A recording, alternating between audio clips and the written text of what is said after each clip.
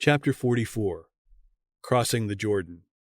This chapter is based on Joshua chapters 1 through chapter 5, verse 12. The Israelites deeply mourned for their departed leader, and 30 days were devoted to special services in honor of his memory. Never till he was taken from them had they so fully realized the value of his wise counsels, his parental tenderness, and his unswerving faith. With a new and deeper appreciation, they recalled the precious lessons he had given while still with them. Moses was dead, but his influence did not die with him. It was to live on, reproducing itself in the hearts of his people. The memory of that holy, unselfish life would long be cherished with silent, persuasive power, molding the lives even of those who had neglected his living words. As the glow of the descending sun lights up the mountain peaks long after the sun itself has sunk behind the hills, so the works of the pure, the holy, and the good shed light upon the world long after the actors themselves have passed away. Their works, their words, their example will forever live. The righteous shall be in everlasting remembrance. Psalm 112, verse 6. While they were filled with grief at their great loss, the people knew that they were not left alone. The pillar of cloud rested over the tabernacle by day, and the pillar of fire by night, an assurance that God would still be their guide and helper if they would walk in the way of his commandments. Joshua was now the acknowledged leader of Israel. He had been known chiefly as a warrior, and his gifts and virtues were especially valuable at this stage in the history of his people. Courageous, resolute, and persevering, prompt, incorruptible, unmindful of selfish interests in his care for those committed to his charge, and above all, inspired by a living faith in God. Such was the character of the man divinely chosen to conduct the armies of Israel in their entrance upon the promised land. During the sojourn in the wilderness, he had acted as prime minister to Moses, and by his quiet, unpretending fidelity, his steadfastness when others wavered, his firmness to maintain the truth in the midst of danger, he had given evidence of his fitness to succeed Moses, even before he was called to the position by the voice of God. It was with great anxiety and self-distrust that Joshua had looked forward to the work before him, but his fears were removed by the assurance of God. As I was with Moses, so I will be with thee. I will not fail thee, nor forsake thee.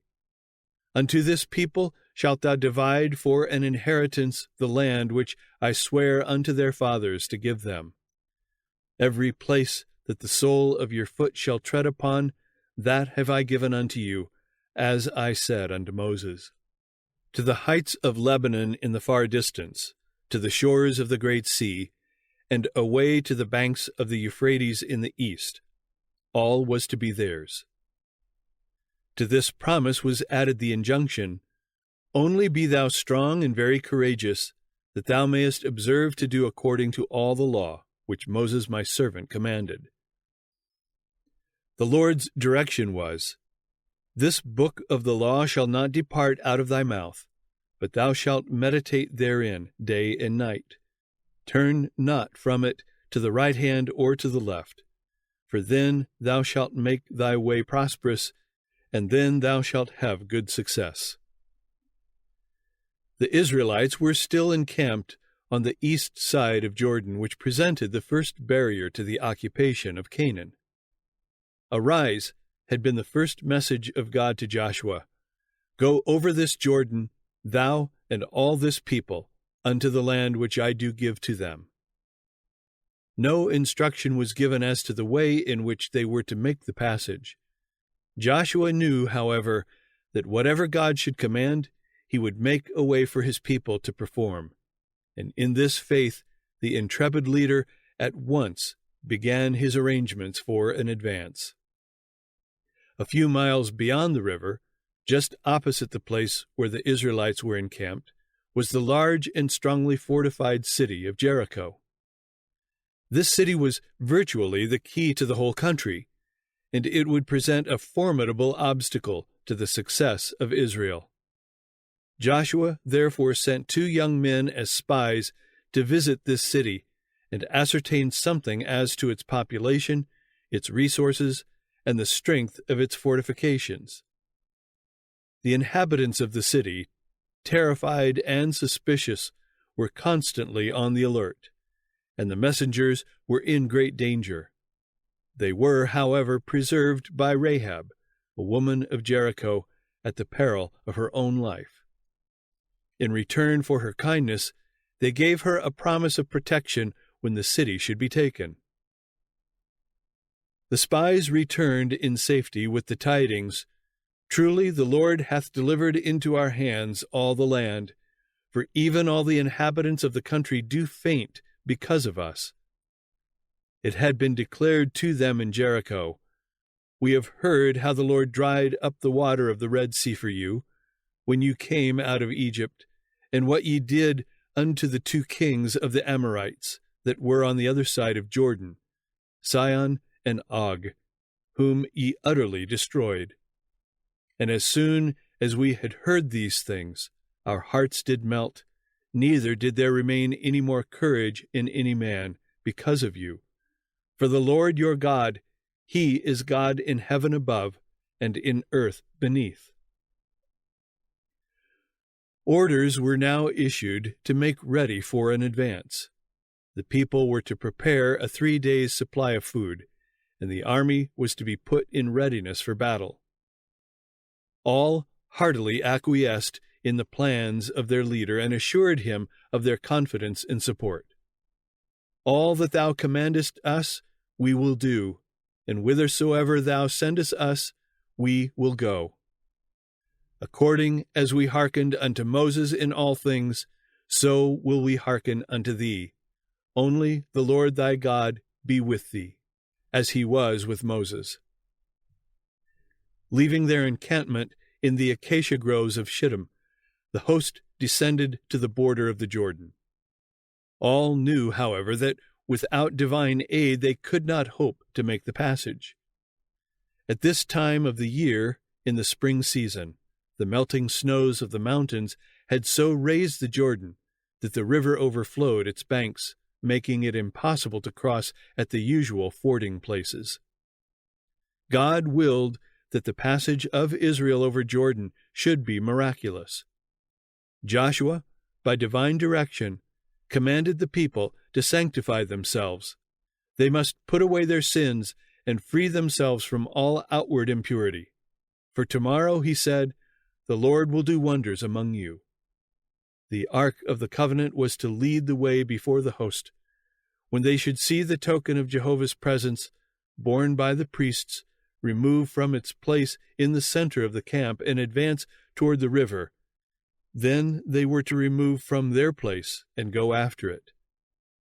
The circumstances of the passage were minutely foretold, and said Joshua, "Hereby ye shall know that the living God is among you, and that he will without fail drive out from before you the Canaanites. Behold, the ark of the covenant of the Lord of all the earth passeth over before you into Jordan." At the appointed time began the onward movement, the ark borne upon the shoulders of the priests, leading the van. The people had been directed to fall back, so that there was a vacant space of more than half a mile about the ark. All watched with deep interest as the priests advanced down the bank of the Jordan.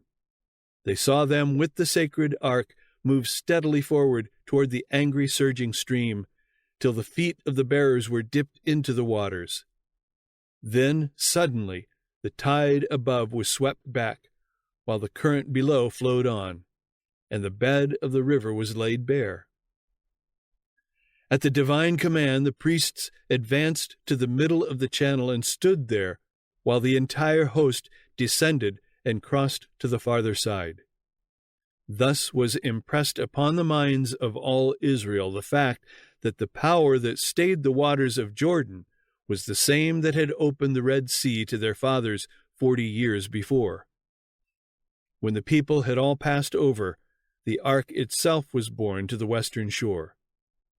No sooner had it reached a place of security, and the soles of the priests' feet were lifted up unto the dry land, than the imprisoned waters, being set free, rushed down a resistless flood in the natural channel of the stream.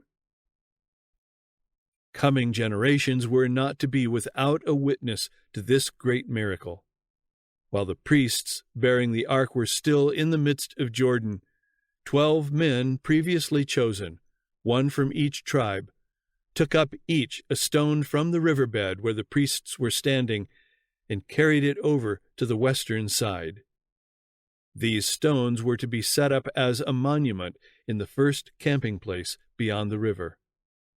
The people were bidden to repeat to their children and children's children the story of the deliverance that God had wrought for them, as Joshua said, that all the people of the earth might know the hand of the Lord, that it is mighty, that ye might fear the Lord your God forever.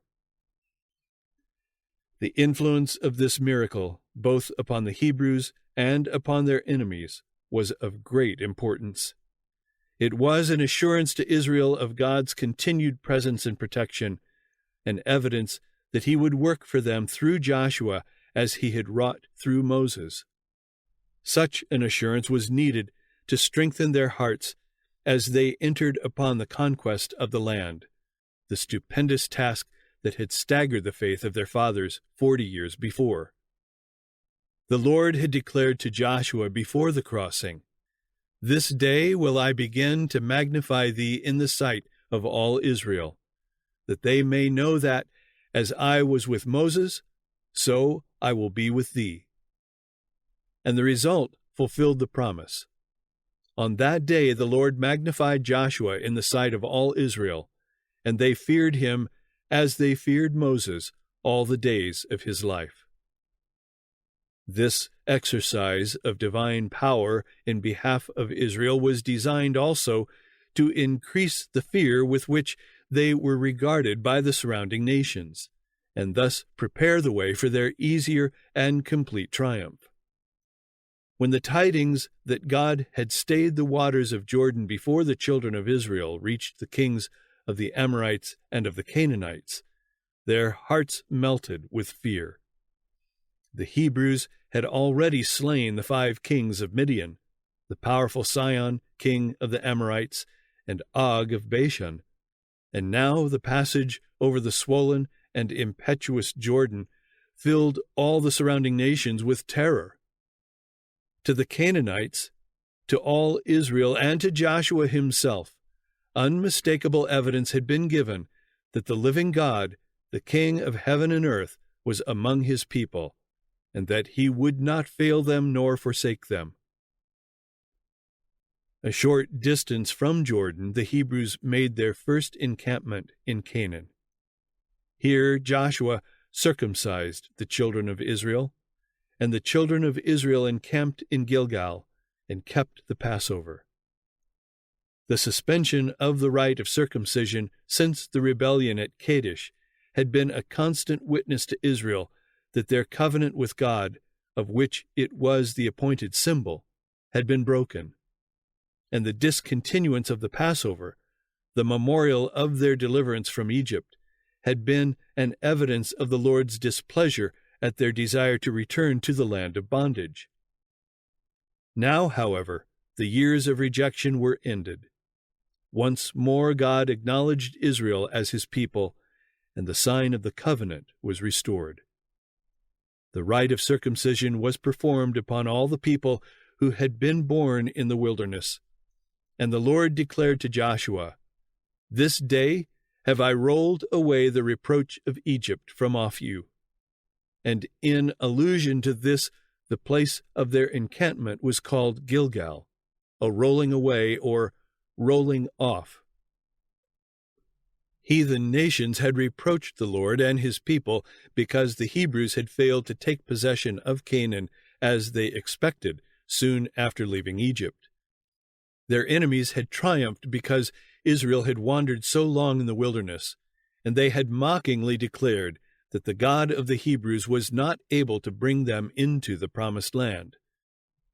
The Lord had now signally manifested his power and favor in opening the Jordan before his people, and their enemies could no longer reproach them. On the 14th day of the month at even, the Passover was celebrated on the plains of Jericho, and they did eat of the old corn of the land on the morrow after the Passover, unleavened cakes and parched corn in the selfsame day. And the manna ceased on the morrow after they had eaten of the old corn of the land. Neither had the children of Israel manna any more, but they did eat of the fruit of the land of Canaan. The long years of their desert wanderings were ended. The feet of Israel were at last treading the promised land.